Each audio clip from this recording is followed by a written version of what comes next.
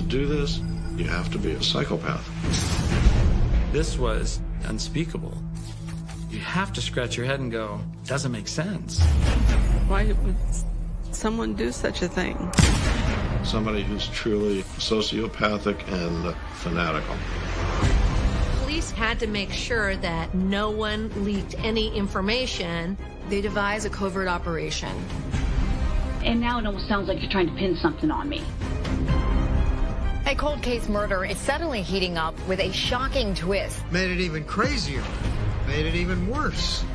There was a DNA test done. It's a perfect match. I wasn't expecting that. The Sherry Rasmussen case is particularly intriguing.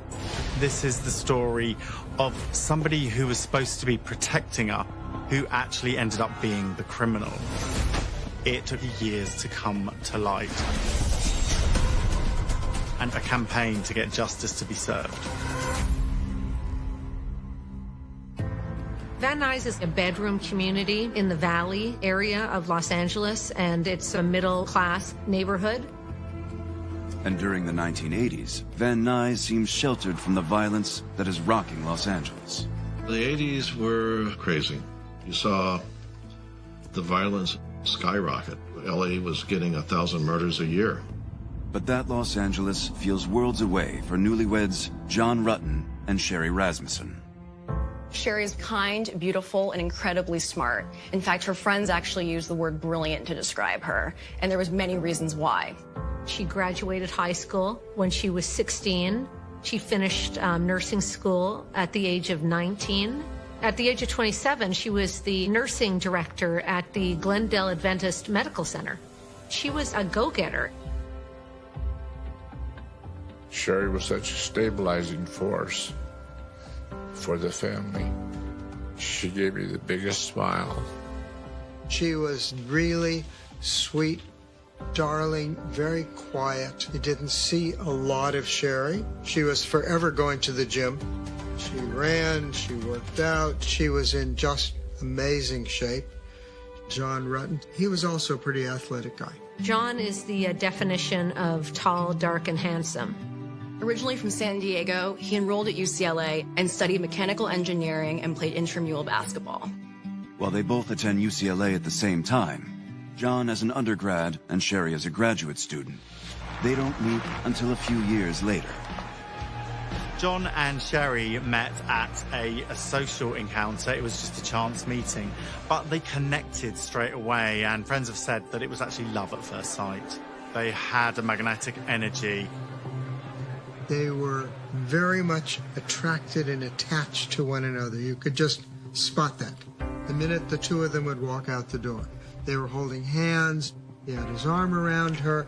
They seemed very, very happy with one another.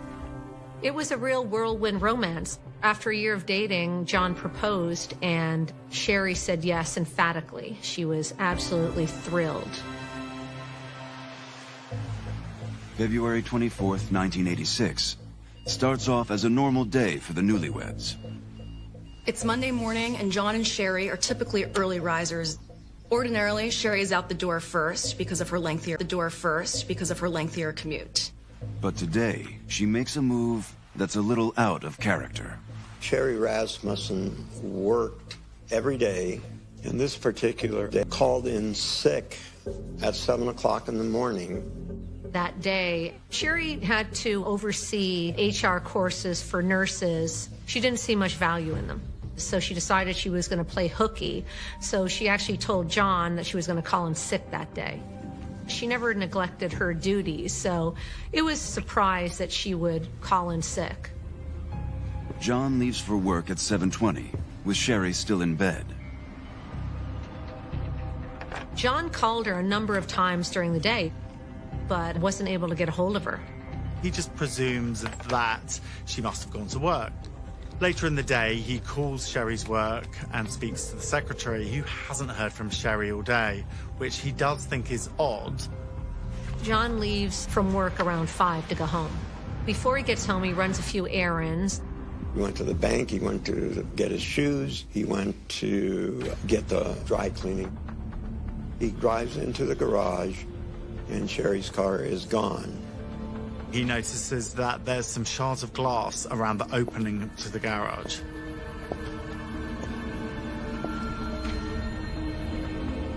He walks up the steps to go into the condo, and on the wall, there's a bloody handprint.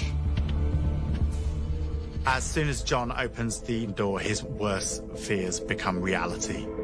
He walks in, and he sees the stacked stereo equipment.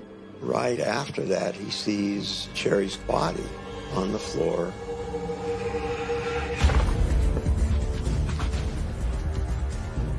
John is panicked because he can't feel a pulse and immediately calls 911. It was around 6 o'clock. My phone was ringing, and it was a neighbor who was hysterical. Alan, what is happening around here? The police are jumping the walls. They're coming from every direction. I went outside to see if I could spot what was going on, and here came an army of both uniformed and plainclothes policemen dashing up these stairs and directly to Unit 205. Emergency personnel show up, but it was too late. Sherry Rasmussen was pronounced dead at 6:12 p.m. that evening. The investigators on the scene look at the living room, and it is a complete mess. Stereo equipment and some other things had been stacked up as if they were going to be taken. Bookshelves had been knocked off. The gunshot broke out a window. It appeared. There was a struggle at the door, but there was no forced entry. Did they pick a lock? Was the door unlocked? Had the husband left in the day, left the door unlocked? If she was upstairs, did she come down and confront somebody or answer the door and then was attacked? This was, as one detective described it, one of the bloodiest, violent crime scenes he had ever seen. Sherry Rasmussen put up one heck of a fight. There were blood smears on the wall. There was a broken fingernail at the door. Somebody clubbed her from behind with a plaster statue and then stood over her and shot her in the chest. Police find a blanket near where she's found. They find gunshot residue on the blanket as well as a hole from the bullets. They deduce that the blanket was used to muffle the sounds of the gunshots. Also, there is a bizarre bite mark on her arm. They actually swabbed her arm for saliva. The swab was taken to the coroner's office for forensic testing. It was just a horrible case to me, horrible case to me. She's murdered in her condominium, attacked during the daytime. Her husband was away at the time. I was in total shock. It was a pretty unbelievable thing to hear that you're 25 feet away from where your own front door is. The police were so busy running in and out that they didn't even pay any attention to me. And I walked in, I stood in the entry hall. Sherry's body was already removed from the living room. There was a puddle of blood, probably 3 feet by 4 feet, in the middle of the carpet. That's obviously where Sherry had been killed. That's where the body ended up. With the investigation in full swing, detectives turned to the person who called 911, Sherry's husband, John. I always thought there was something strange about the way he reacted. He tried to call her the day of the killing, and she was supposed to be home. He got no answer. He stayed at work. He did not go over to the house to find out what was wrong, although he claimed he was worried. He stopped to get a pair of shoes. He went to pick up some laundry before he went home, even though he said he was very worried about her. There doesn't really seem to be any motive for John to kill his wife. There are no apparent problems in the marriage. There's no insurance payout. John was absolutely devastated. He was distraught. He was madly in love with Sherry. He couldn't believe that somebody would kill the love of his life. Detectives check out John's alibi, his work day, the errands he ran, and everything checks out fine. The following day, the LAPD canvass Sherry and John's complex and surrounding neighborhood. They want to talk to all of Sherry's neighbors. They want to find out whether anything suspicious happened during the days before Sherry's murder. Eventually, the cops find a neighbor who tells them something which is the best piece of information they have to this point. The neighbor says that 2 gardeners working in the complex came by earlier and dropped off a purse they found outside. Purse is Sherry's wallet and driver's license. Could Sherry have walked into the scene of a burglary? In February 1986, John Rutten finds his wife, Sherry Rasmussen, murdered. In canvassing the neighborhood, the LAPD gets its first break. A neighbor told them that on the day of Sherry's murder, 2 gardeners found Sherry's purse and ID and wallet in the neighbor's yard. Police were hopeful that a lead would come of it. With Sherry's wallet in their possession, detectives begin to piece together a theory. Based on the scene, police believe that this is actually a burglary that's gone wrong. It was a reasonable theory for the original detectives that burglars broke in, and she confronted them. The stereo equipment and other electronic equipment was stacked near the door. Another thing that was missing was her marriage license and Sherry's BMW. The police theorize that she must have come in when the burglars were ransacking the place. When she does, the burglars panic and shoot her twice before shooting her one last time at point-blank range. Then, spooked that a neighbor might have heard those gunshots, they steal Sherry's BMW and drive off.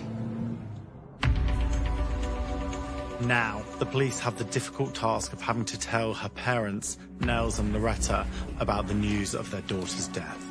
Detectives call the couple in Tucson, Arizona. They were just absolutely distraught. Sherry was their crown jewel. Beautiful, successful, and smart. They tell them that they believe it was a burglary gone bad. Police tell the Rasmussens they're doing everything they can to find Sherry's killer. Then, a few weeks later, the homicide unit gets another break in the case. Her car was recovered about 2.5 miles away. The car was left in a sketchy neighborhood with the keys inside.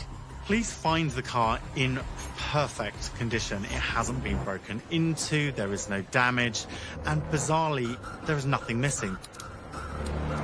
Sherry drove a BMW. You would have thought that the burglars would have tried to steal something of value inside the car, like a stereo system, or strip the car.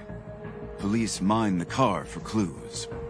There were no fingerprints, no swabs that produced any type of evidence, no hairs, no blood, nothing. But police haven't given up. They know her killer is out there and will make a mistake soon. Police catch a break a couple of months later. Rasmussen tangled with a gunman. She was shot and killed. Then 6 weeks later, just 3 blocks from here, another burglary. In a nearby condo, there was a break-in by a couple of burglars that had a very similar and unique MO. Lisa Ravali is asleep in her home. She hears a knock on the door. She goes down and she looks, and there's a man who she doesn't recognize standing at her door. She decides to ignore the door and goes back to bed. Lisa goes about her day and forgets about the strange knock. She heads out for lunch and returns an hour later. As she's turning the key to open the front door, she notices that it's actually been forced open.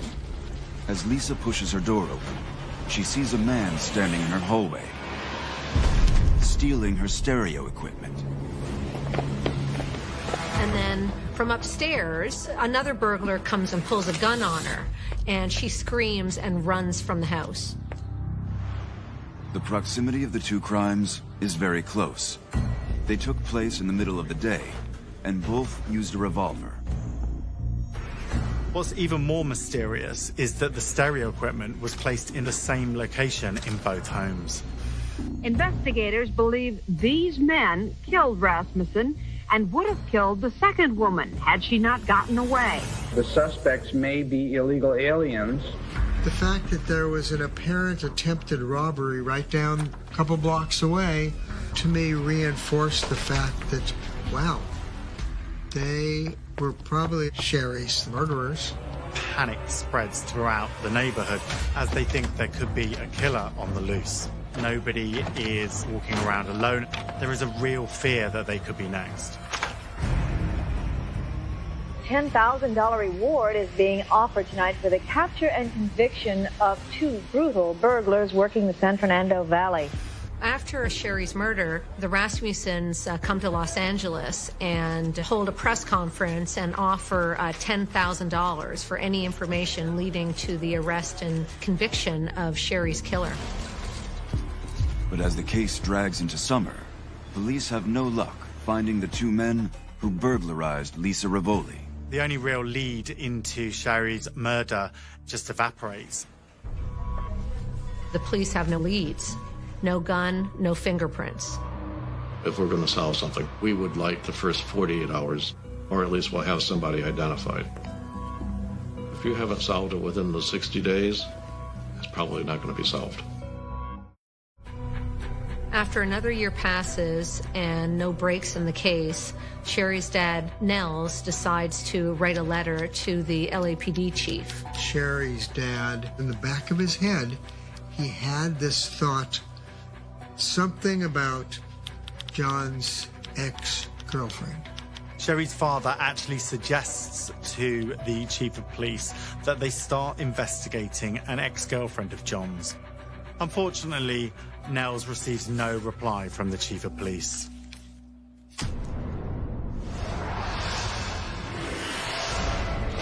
About 2001, LAPD was going to start a cold case unit, and I was really interested in that. LA probably had about 6,000 unsolved murders. We were just getting into DNA. So our focus was sexual assault type crimes or crimes where DNA evidence had been left behind. Sherry Rasmussen's case has been cold for nearly 15 years, and law enforcement has yet to catch the two burglars they say murdered Sherry. But LAPD's new cold case unit is about to change that. Police finally get a breakthrough that affects the Rasmussens. Sherry Rasmussen's case was out at Van Nuys Division.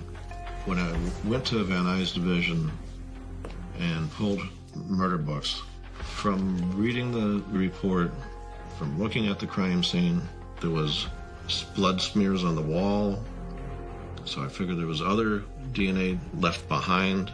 Cliff Shepard is combing through the files and then notices the detail about the bite mark that was left on Sherry's body. The autopsy indicated that the victim had a bite under her arm, and they had swabbed that bite. When I looked at the evidence that was booked, that swab was not booked into police custody. So my focus became, where's that swab? It couldn't be found. Nobody knew where it was. After searching the entire coroner's office, the swab is finally found, still sitting in the evidence room. A criminalist types the swab and obtains a DNA profile. Cliff Shepard finds something astonishing. No longer does he believe that it's two Latino men.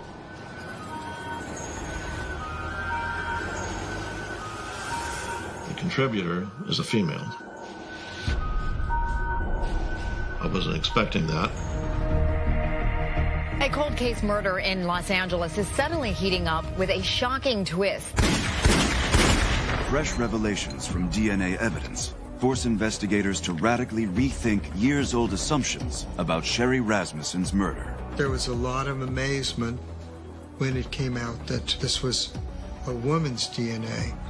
And boy, that blew the whole theory down the drain. Well, we're supposed to be looking for two males. Now you're throwing in a female. All right. Still not impossible that there was burglars. It's not unusual that we have women that are involved in felonies too. I asked other people in my office about any male or female burglary teams that they were aware of. After reviewing robbery cases and criminal profiles, one male-female team operating in the Van Nuys area stands out to investigators. When I looked at them, the female was free at the time of Sherry's death. The male was in custody. I also found that she had been arrested with another male committing some crimes. Law enforcement investigate the woman and determine she was not involved in Sherry's murder. At another dead end, police re-examine the possible connection to the Lisa Rivoli burglary and notice critical differences. In Lisa Rivoli's case, there's actually jewelry that's been stolen, and there's a huge disturbance that happened upstairs in the apartment. Dresser drawers have been rummaged through. There's a wardrobe that's been left open. There are clothes everywhere. In the case of Lisa Rivoli, the burglars escaped in their own car, and her front door was forced open. In Sherry's case, they left the scene of crime in Sherry's car, and there was no signs that the door was forced open. In 2009, they started looking at the burglary theory again, and what the new detectives determined was that this was a staged burglary. It was an emotional crime scene. The items taken from Sherry's home, John and Sherry's marriage license and her car, a gift from John, seems to have a particular sentimental value. Sherry was severely beaten and shot 3 times in the chest, one of them point blank. And with fresh eyes, even the manner of her murder points police in a new direction. To police, a point-blank range shooting indicates that this was definitely personal. Getting that close to them, you want to murder them. And make sure you did. After re-evaluating all the original evidence, police formulate a new theory. They believed that the killer had come into the house and fired 2 shots at Sherry and missed and shattered a sliding door window. Sherry tries to escape and run down the stairs, but the intruder follows her. A struggle ensues.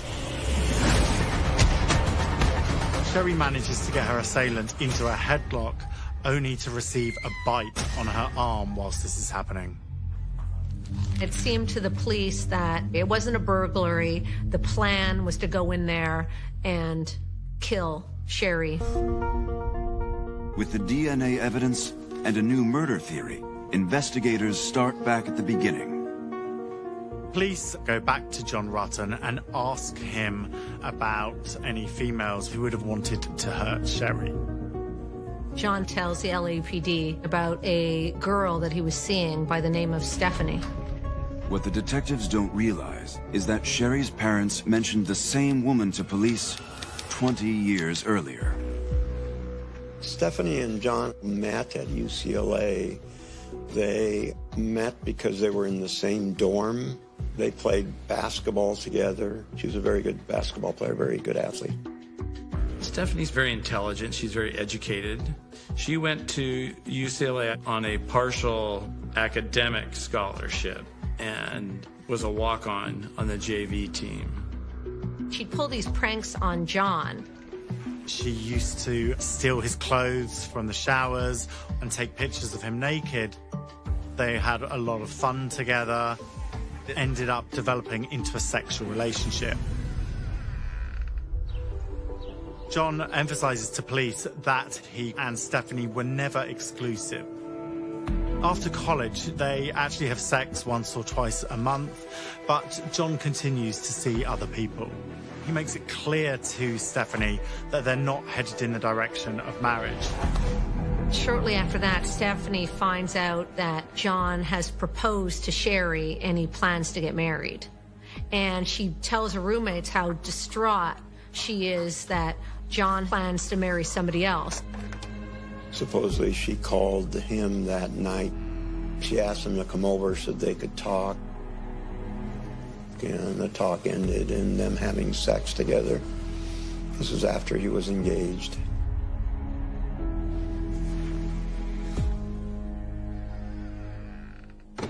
When investigators let John know they need to contact Stephanie, he drops a bombshell on them. John tells them Stephanie is a police officer. Stephanie is a detective with the LAPD.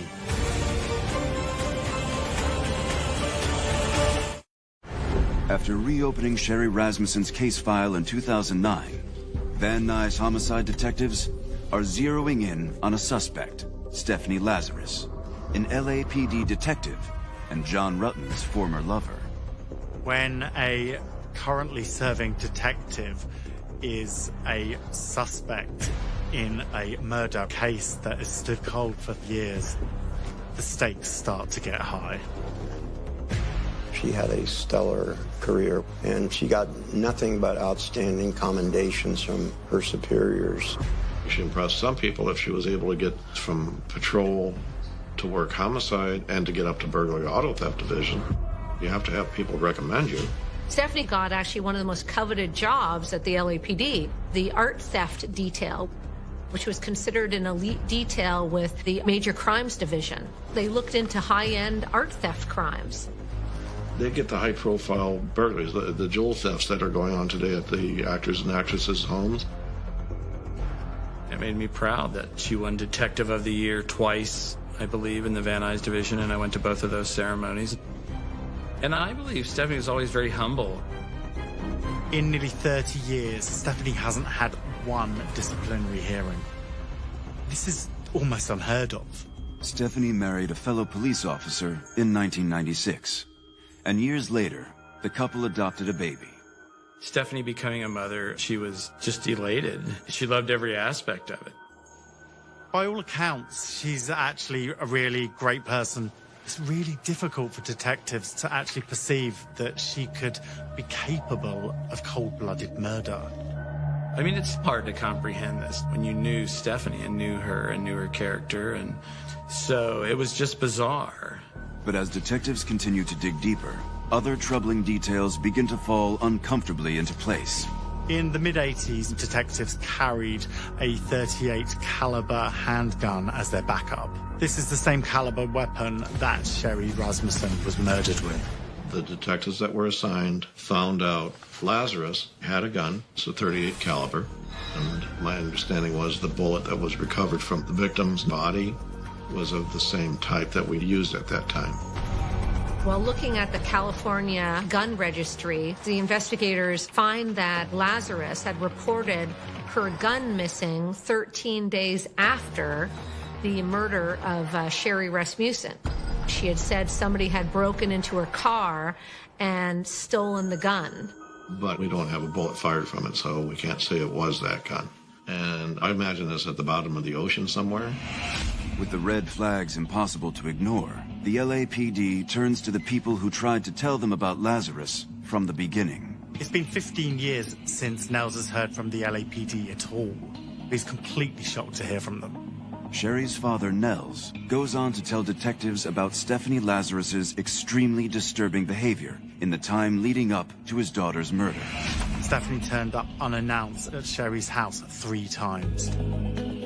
Nels told the police that on one occasion, Stephanie showed up at the house with skis and asked John to wax them for her. Sherry thinks this is nothing but an excuse just to get in touch with John. But John assures Sherry that there's nothing going on between him and Stephanie. So John waxed her skis, even though Sherry had told him that she was uncomfortable and she wanted John to stay away from Stephanie. When Stephanie comes back to the house to pick up the skis, Sherry makes it known she's not welcome anymore. But Stephanie doesn't back down. She turns up a few weeks later in full LAPD uniform with a gun strapped to her waist. Sherry told her dad that she was absolutely petrified. Sherry told her parents that Stephanie turned up at her work. She said, "If I can't have John, nobody can."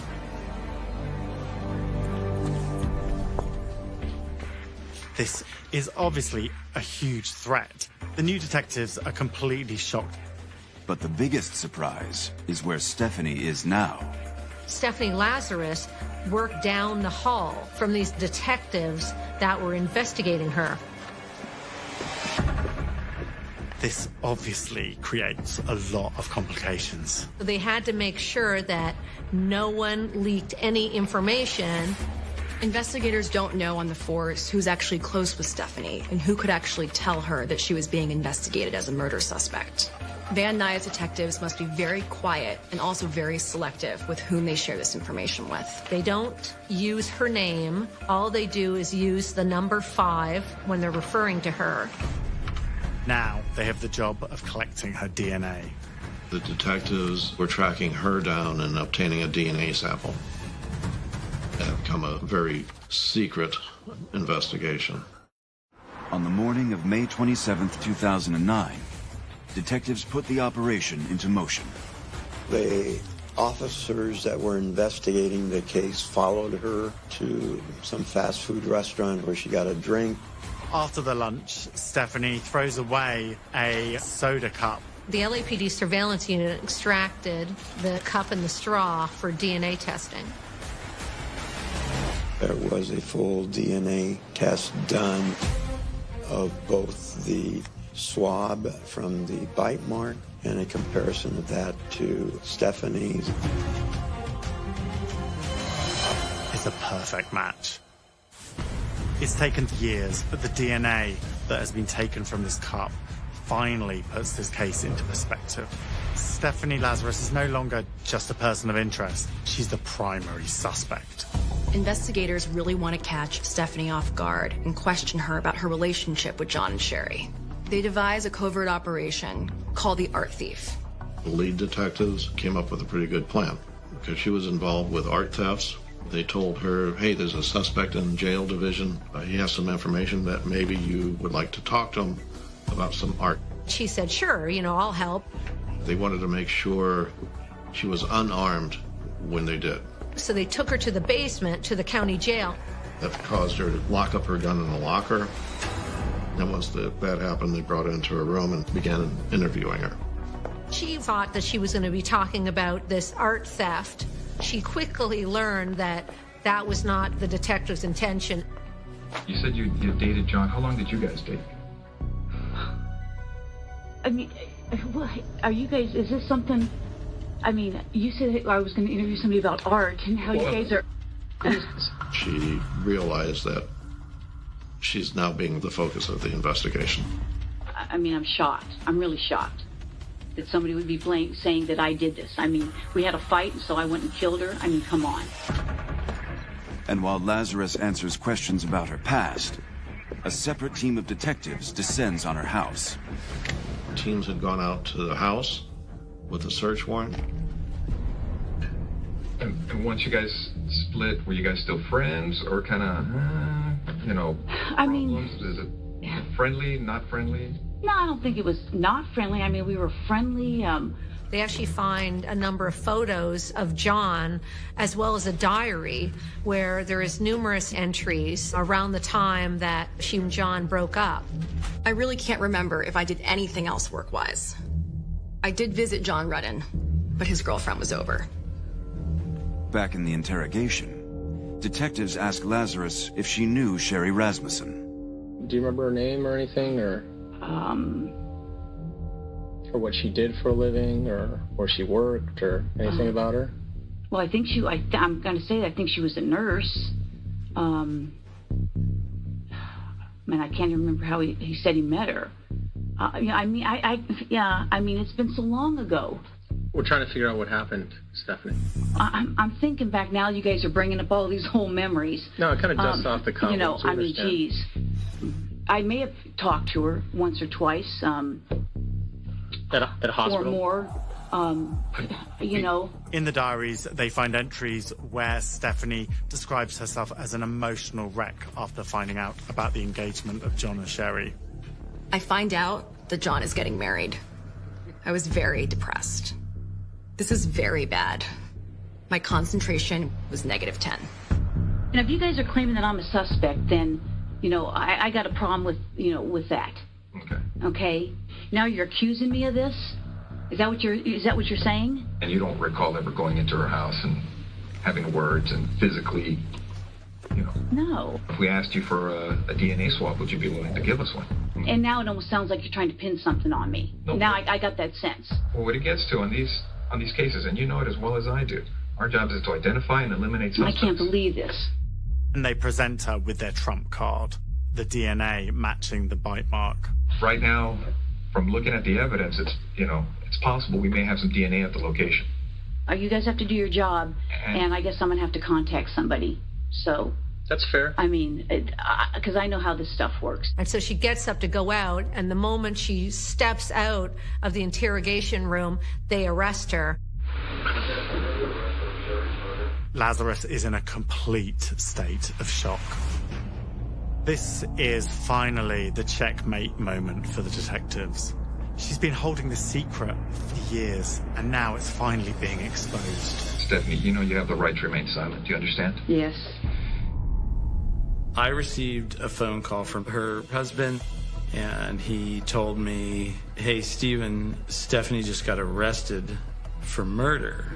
And I said, oh, cool. Stephanie just arrested somebody for a murder crime. That's cool. And he said, no, she got arrested for murder from 20-some years ago.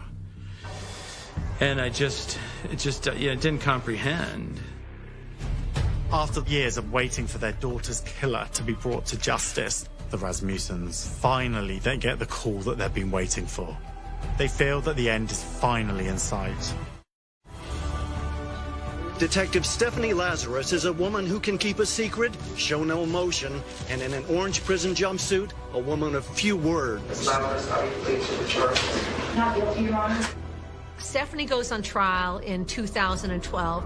The motive for the killing, according to the prosecution, was that Stephanie and John Rutten had been lovers in college at UCLA, and that when she found out that he was engaged, she was so obsessed with him that she killed Ms. Rasmussen. They theorize Lazarus used her police training to put the detectives off by altering the scene of the crime to look like a burglary. This explains why they found the stereo equipment stacked neatly in the living room. But the smoking gun evidence the prosecution uses to nail the case is the fact that Stephanie Lazarus's DNA was present on the bite on Sherry Rasmussen's arm. The defense focused on the DNA. The envelope where the swab was kept had been torn, and so the defense's theory was that the DNA was corrupted and had been tampered with. If you look at the envelope, there was a tear in it, and the tube where the swab was kept did not have a seal. Anybody could have opened it. It was compromised. This wasn't a defense notion or a defense trick. That DNA, that tube that held the one swab, was compromised. The defense had objected to, I guess, how the coroners handled the swab. I kind of have to laugh at it. I mean, it's not like the DNA fairy came along and then dropped DNA into the vial. That vial was sitting with the swab in an evidence room in an envelope for years. Transferring anybody else's DNA there is virtually impossible. The defense attorney says that nobody can put Lazarus at the scene of the crime that day. So you have this violent crime scene, and there's really one swab from a bite mark that's questionable, to how it's been maintained for 20-some years. You have no other DNA. You're saying she was able to clean the whole crime scene and leave a bloody palm print from a male that they don't know anything about, a thumbprint on some electronics that's unidentifiable, and no other DNA from her. In all, the trial lasts 5 weeks. However, the jury needs just 2 hours to reach a decision. We, the jury, in the above-entitled action, find the defendant, Stephanie Eileen Lazarus, guilty of the crime of murder of Sherry Rasmussen. She was sentenced to 27 years to life in prison. The fact that she was a cop right here from the Van Nuys Police Department made it even crazier, made it even worse, made it even more shocking. Not every cop is necessarily a wonderful sweetheart of a person. But I don't think we think in terms of cops being murderers. We've got cops that do some really stupid things, screw up their lives and get themselves involved in drugs and that. Now you've got some cops involved in murder? Really? You have some psychological issues to be a person like that. It's good that the family members finally have found the justice in this case. It was a long time coming. It was good that the LAPD had done the right thing, and even though how difficult it was to go after a detective, they got justice for that family. The fact that Sherry's death occurred because she met and married me brings me to my knees. I do not know, and fear I will ever know, how to cope with this appalling fact. I have resigned myself to praying for some measure of peace and trying to endure the daydreams about a world where Sherry is still with us. It's very surreal. I mean, I almost don't remember how I felt because it was just, you were numb, you know, it was numbing and terrible. I've said, if Stephanie did this, I'm okay saying publicly or to her, if you did this, you're guilty and you're where you should be. So if it was not tampered with and that is her bite mark, then, I mean, you would have to presume that she did it. The one silver lining in this case, ironically, is that if police had investigated this properly in 1986 and Stephanie was a suspect, she may have got away with it. In 1986, they really had no hard evidence linking Stephanie Lazarus to the murder. It wasn't until technology finally caught up with them that they could bring Stephanie Lazarus to justice.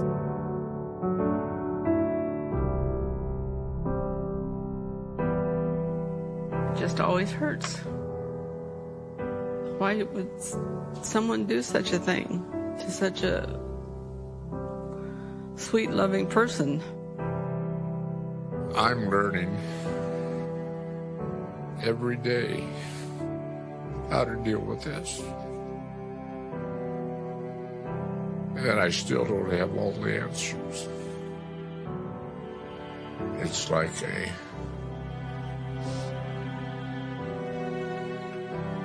take a dog that's lost a leg. They get by, but they're forever changed.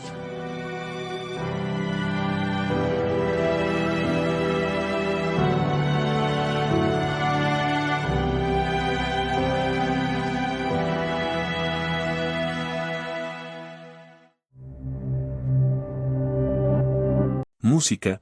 Tammy sí iba camino a la universidad en el otoño de 1992, pero poco después de partir su viaje su coche se averió varias veces. Los testigos la vieron al costado de la carretera y al poco tiempo un camionero se había detenido para ayudar. A ningún testigo no reporté nada sospechoso, pero solo momentos después, Tammy desaparecería, dejando atrás nada más que su coche detrás, y parecía que este buen samaritano no era tan bueno después. Música. Tammy Swiecki nació en Pleasant, Colina de Pensilvania en marzo de 1971. Tammy nació en una familia de siendo los hermanos la única chica entre ella 3 hermanos. Poco después de su nacimiento su familia se mudó a Greenville, South Carolina, donde Tammy pasaría el tiempo, la mayor parte de su infancia.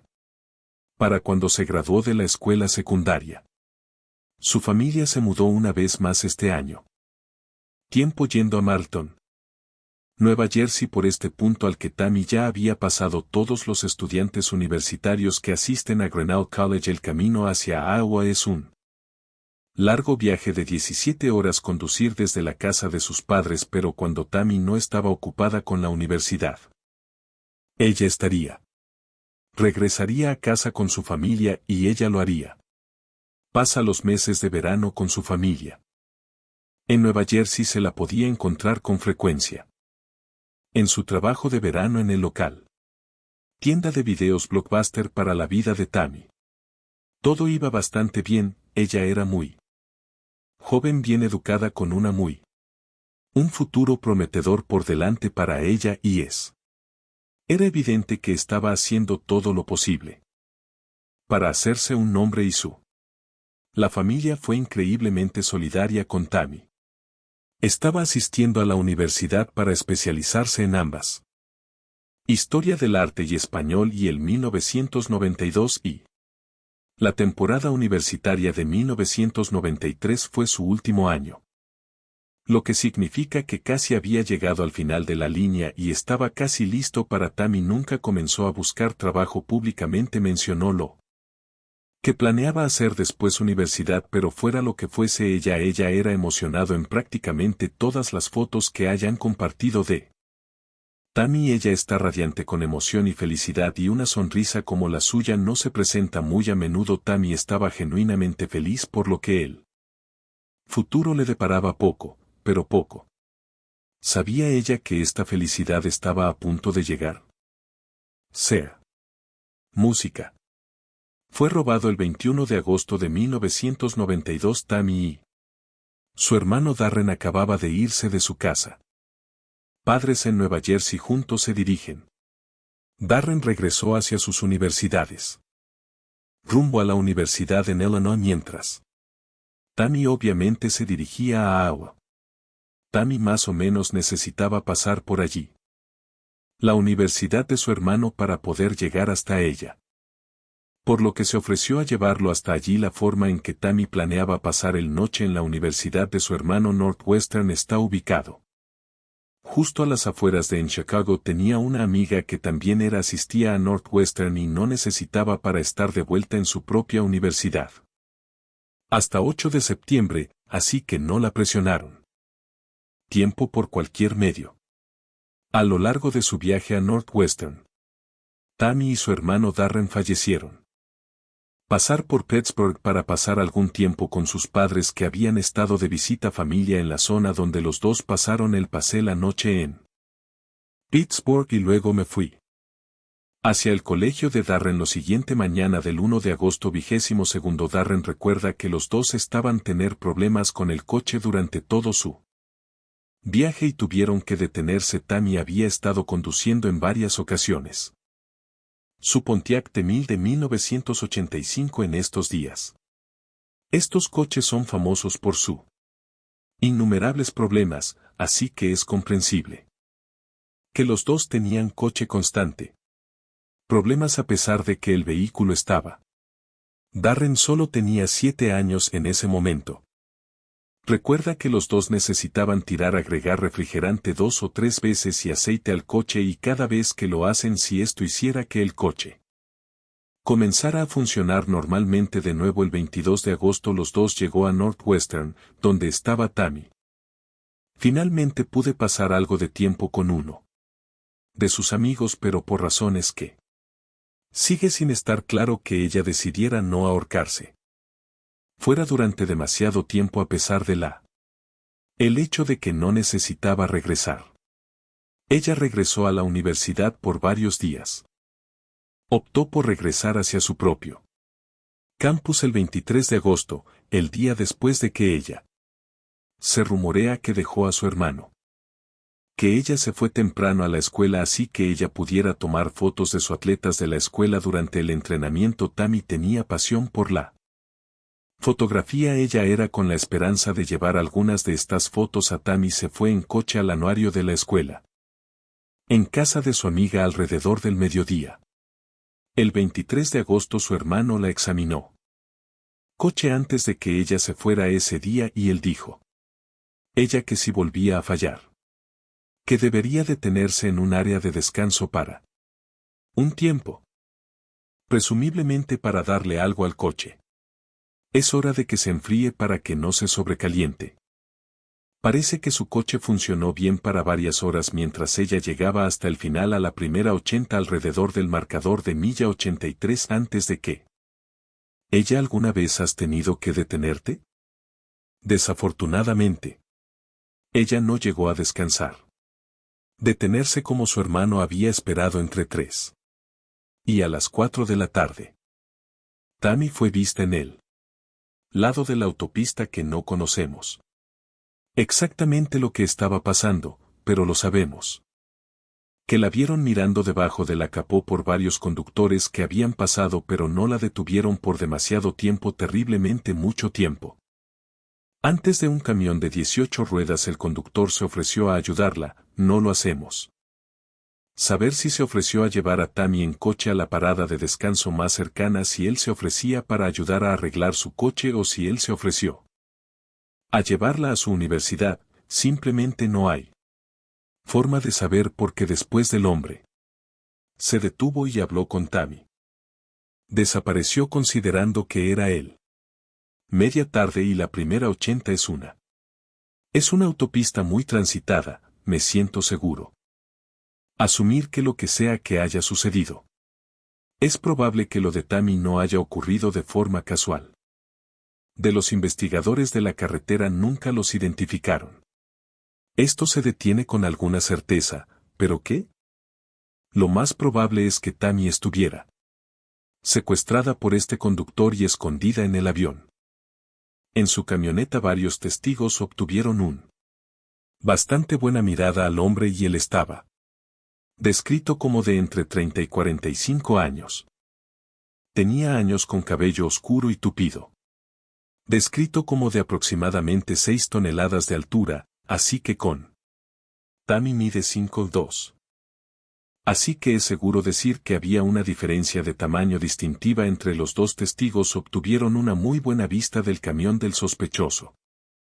Y pudieron proporcionar investigadores con una descripción clara del vehículo. Se decía que el camión y el remolque han sido blancos y cada uno de ellos tenía rayas marrones y naranjas que se extienden a lo largo, ellos con lo que parecía ser un desvanecido logotipo de la empresa estampado en el centro de, según se informa, las rayas del camión también tenía placas de Nebraska. Más tarde ese mismo día, la policía de Helena notó que el coche de Tammy había sido abandonado al costado del. Se colocó una multa en el coche y cuando nadie regresó a recogerlo, el coche fue remolcado al estado de Illinois. El depósito de vehículos de la policía al día siguiente. Esto también ocurrió alrededor de esa época. La familia de Tammy se dio cuenta de que algo estaba pasando. Tammy estaba terriblemente equivocada. Llamando a su familia cuando llegó. Segura en la universidad cuando su familia nunca. Esa noche oyeron hablar de ella y se convirtieron en sumamente preocupado por lo siguiente. La mañana del 24 de agosto. La madre de Tammy contactó a la policía estatal de Illinois y se le pidió que presentara un informe de persona desaparecida. La policía aceptó el informe y lo envió a su base de datos, pero parece que su caso no fue realmente. La familia de Tammy se lo ha tomado muy en serio. Ha sido algo crítico con la policía y su falta de interés en los primeros días de la investigación revelaron que la policía creía que Tammy se había fugado con un novio y no quería ser encontrada, pero no había evidencia que lo sugiriera que Tammy incluso tenía novio en este momento, tiempo que le tomó a la policía varios días antes. De hecho, se molestaron en investigar la desaparición de Tammy, pero para este momento era demasiado tarde. Aproximadamente una semana después, Tammy fue reportada como desaparecida. La policía hizo una investigación. El inquietante Discovery fue contactado por un camionero llamado Robert Bollington. Robert dice que vio a Tammy en el fecha de su desaparición, que mencionó que la vio entrar en el mencionado camión de 18 ruedas. Pero el incluso más información para compartir. Robert realmente lo sabía el conductor de este camión personalmente, en al menos hasta cierto punto. Los dos habían hablado por radio CB antes y habían estado en contacto el uno con el otro anteriormente ese día. Robert dice que el camión, el conductor se llamaba Jerry, pero es posible que Jerry solo fuera un seudónimo que el hombre usó en la radio CB. Robert habló con Jerry inmediatamente después de que recogió a Tammy, pero nunca se ha revelado si Jerry explicó que sus intenciones con ella eran cuales fueran. El caso fue que Robert dice que Jerry confirmó que Tammy estaba perfectamente bien. Y esta fue la última interacción que tuvieron si Robert hubiera recordado su conversación con Jerry cuando notó que faltaba folletos personales para Annie. Él inmediatamente llamó a la policía para denunciar su interacción con este hombre, pero para cuando hizo el informe, Jerry llevaba mucho tiempo. Se fue, pero poco después de este informe es cuando la policía hizo una sorprendente actualización a el caso. Un informe que cambiaría todo. Fue el 1 de septiembre de 1992. El hombre se había detenido a un lado de la carretera en Sorrow, Missouri, cerca de la enero de 44. Se alivia de él estirar una lona sobre algunas de sus herramientas que había sido llevando en la parte trasera de su camión mientras él acabó de oír que está a punto de llover.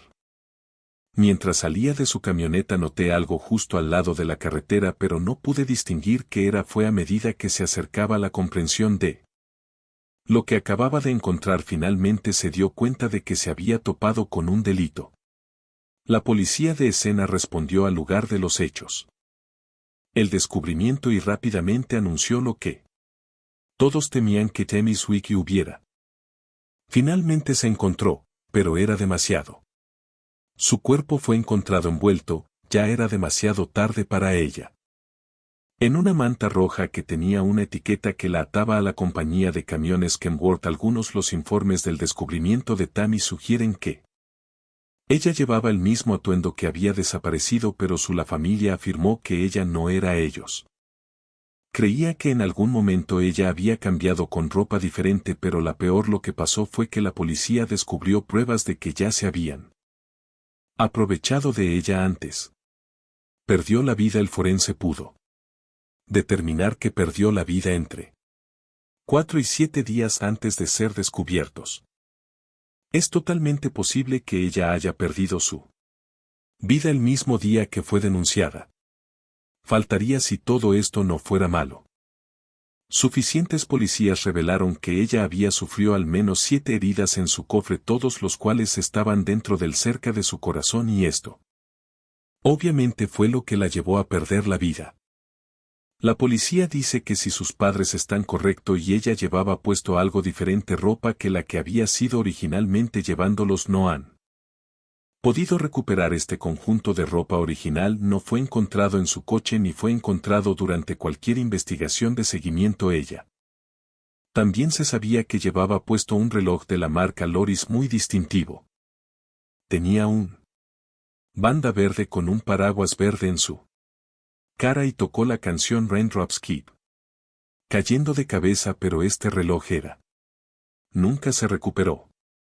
Ni tampoco su Canon de 35 milímetros cámara o un parche del club de fútbol St.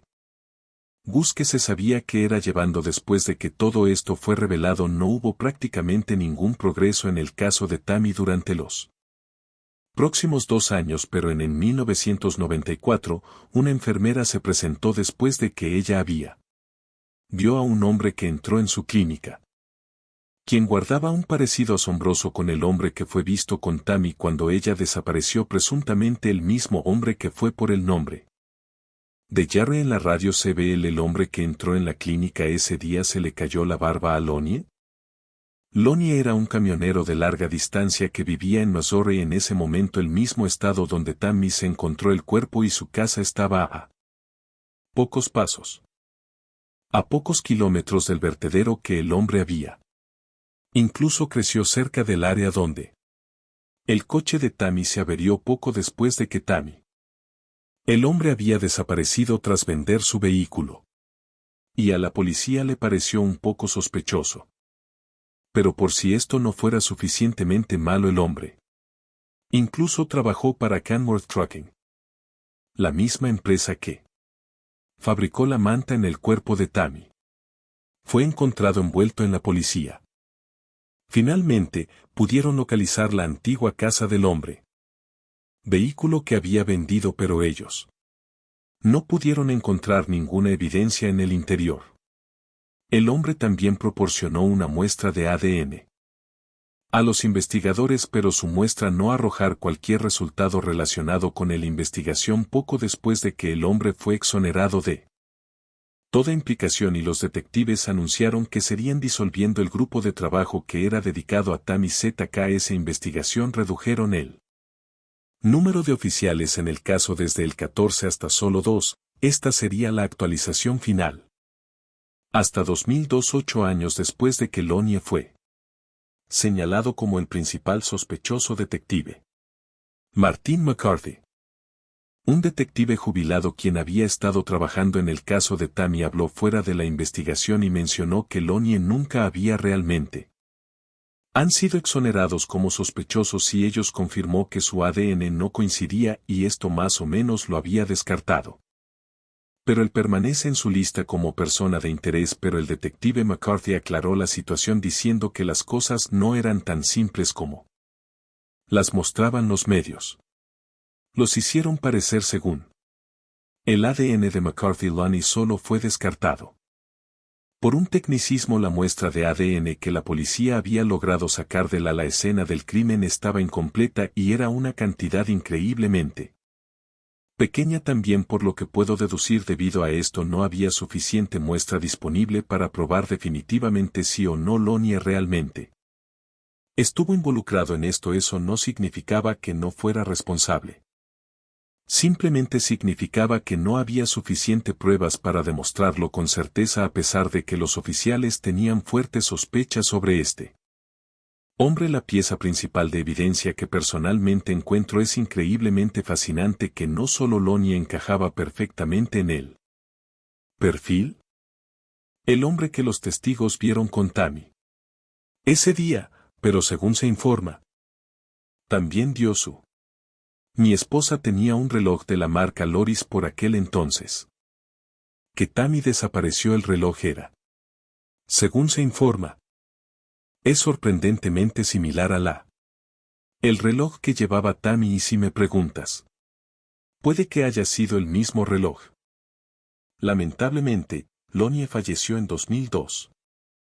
Y su participación en el caso más o menos terminó aquí, ya que la policía obviamente tenía. No hay manera de hacerle más preguntas. Pero en 2007, otros 5 años después, la policía anunciaron otra actualización en la que ellos, un hombre llamado Bruce, le creyó. Mendenhall podría haber estado involucrado en la desaparición de Tammy. Bruce aún otro camionero con un pasado interesante. Los detectives lograron condenar a Bruce por quitarle la vida a otra víctima. Se llamaba Sarah Bird y hasta lo ataron a 11 casos más, pero el caso de Tammy nunca estuvo oficialmente relacionado con Bruce. La policía volvió a tener fuertes sospechas que puede haber estado involucrado, pero allí simplemente no había suficiente evidencia para que el tiempo lo permitiera. El caso con alguna certeza. Él también parecían aprovecharse de los trabajadores callejeros y los adictos, y Tammy no encajaban en esta descripción en absoluto, por lo que las posibilidades de que Bruce sea, aunque los responsables son relativamente pocos. Sabemos que trabajó principalmente en Illinois en ese momento. Así que ciertamente habría tenido la oportunidad. Había otro hombre que la policía se sospecha que pudo haber estado involucrado en la desaparición de Tammy. Un hombre llamado de Clark Perry Baldwin. Clark era un camionero de larga distancia que fue arrestado en 2020 después de que las pruebas de ADN lo vincularan con el homicidio de al menos otras 3 mujeres, pero muy poco después de que él fue, la policía lo detuvo y lo exoneró de cualquier cargo. Participación en el caso de Tammy. Nos lleva a 2023, 31 años después de el delito tuvo lugar tal como se presenta en este caso. Oficialmente sigue sin resolverse, pero lo sé. Hay muchos de ustedes por ahí que no me gustan mucho los casos como este. No tiene un final real y no me gusta cuando los crímenes quedan sin resolver, también teniendo esto en cuenta. Me gustaría volver a visitar un par de cosas que involucran a Lonnie Beer. Se cayó, si recuerdas, detective McCarthy. Cree sin duda alguna. Lonnie es el hombre detrás de este crimen. También puede explicar por qué el grupo de trabajo que estaba dedicado al caso fue disuelto tan repentinamente. Es posible que los detectives sabían quién era el asesino, pero también sabían que simplemente no lo era. Pruebas suficientes para incriminarlo alguna vez crimen por lo que la unidad fue disuelta. Hasta se podrían encontrar más pruebas y realmente solo mira al tipo que se ve exactamente como las descripciones dadas por testigos. Si recuerdan, el tipo era descrito como entre 30 y 45 años. Lonnie tenía 32 años, se le describió como Lonnie tenía el pelo castaño y tupido. El cabello de Lonnie también era un delincuente convicto, quienes habían recibido 2 condenas de 20 años por violencia armada e intento de asesinato. Obtuvo la libertad condicional en 1990. Después de lo cual, empecé a conducir para Canworth Trucking. La misma empresa que era marcada en la manta donde encontraron a Tammy. Por si esto no fuera suficiente, Lonnie también tenía no hay coartada. Para el momento en que Tammy fue desaparecido y los investigadores tienen motivos para creer que estaba dentro del general de Tammy cercanía en ese momento. Los únicos detalles que no he podido confirmar son las estimaciones de altura dadas por los testigos. Describieron al hombre que fue visto con Tammy como de aproximadamente 6 toneladas de altura, pero no lo he hecho. Han podido determinar la altura de Lonnie. Era literalmente la única información que podía descubrir. Algo que podría descartar a Lonnie es que los testigos que vieron al sospechoso ese día nunca se informó que llevara puesto gafas, y sabemos que Lonnie había usado gafas prácticamente toda su vida, pero no podemos olvidarnos del reloj. Lonnie, según se informa, le dio a su esposa un idéntico. Mira el que le faltaba a Tammy. Ahora no sé qué otras pruebas tienes. Podría posiblemente quererlo. Yo nunca lo haré acusar a un hombre inocente de un crimen que simplemente no es el tipo de programa que estoy presentando aquí, pero este hombre está en nuevos niveles de sospechoso. En mi propia mente he hecho paz con la idea de que Lonnie era el más. Es probable que el asesino sea un reincidente delincuente convicto. Ya sabemos que él era un tipo bastante malo, simplemente no lo sabemos. Si lograba cambiar su rumbo mientras estaba en prisión, Detective McCarthy también se ha resignado a creer que Lonnie era el asesino, y que el hecho de que solo diga eso ya es mucho, considerando que tiene acceso a todo tipo de servicios adicionales, evidencia e información que nunca se ha hecho público. Y si todo esto, la información pública, apunta a Lonnie, imagínate qué información es esa. El hecho de que se le haya ocultado información también podría implicarlo. Así que al final el caso de Tammy puede ser oficialmente sin resolver. Pero creo que hablo para casi todos cuando digo que es solo es cuestión de tiempo antes de que este caso sea. Supongo que el problema está resuelto. También tenemos el ADN de Lonnie archivado, como el ADN parcial recuperado de la escena del crimen, y con la rápida avances en la tecnología del ADN estos solo el tiempo lo dirá. Gracias, chicos, por sintonizar otro episodio de True Historias de Crímenes. Si te gustó este video, mira este otro caso interesante y cubierto, y no olvides suscribirte. Es totalmente gratis y te mantiene al día. Cita con todos mis futuros videos. Pero mi nombre es Tanar y los atraparé en el siguiente.